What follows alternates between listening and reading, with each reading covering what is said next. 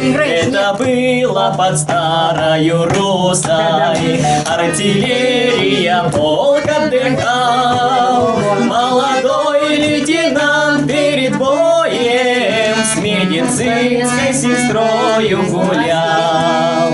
Молодой лейтенант перед боем с медицинской сестрою гулял. Погулял я с Наташей 3 года, она дочкой была Кузьмича.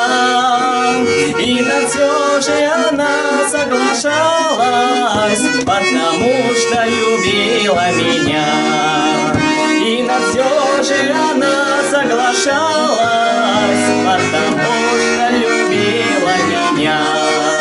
Раз я вышел с друзьями по привычке и пошел на свидание к ней.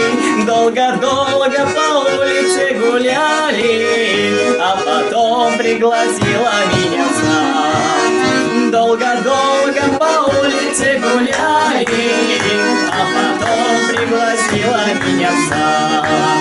А в саду было тихо, спокойно, меж деревьев светила луна.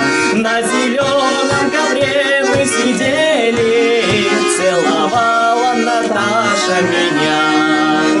На зеленом ковре мы сидели, целовала Наташа меня.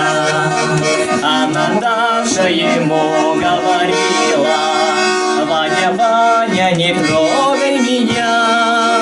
Ты привык по сторонам шататься, ты привык по сторонам любить.